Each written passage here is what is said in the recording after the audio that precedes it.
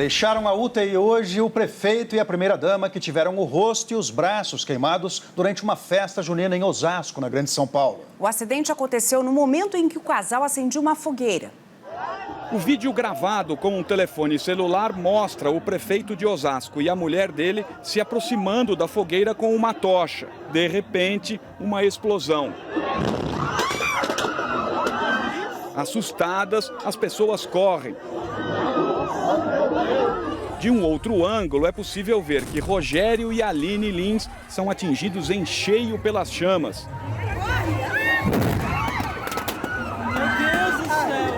Os dois foram socorridos para o hospital em Osasco. O prefeito tem aproximadamente 14% de área corporal queimada, queimaduras de primeiro e segundo grau, e a primeira-dama com a mesma magnitude de queimaduras numa área corporal menor, aproximadamente 8%. De acordo com o porta-voz do Corpo de Bombeiros, os gases do combustível colocado no centro da estrutura provocaram a explosão.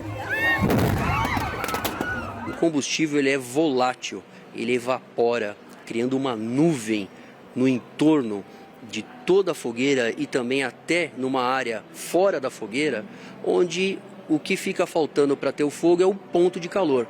Tendo ponto de calor, há essa queima junto com o oxigênio de uma maneira rápida, causando essa explosão.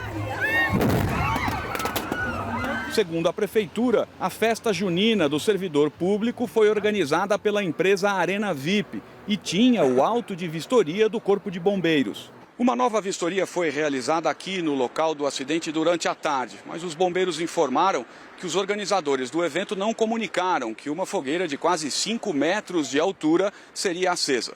O local foi liberado e a festa junina vai continuar normalmente. Um fotógrafo e um cinegrafista também ficaram feridos com a explosão. Foram medicados e receberam alta.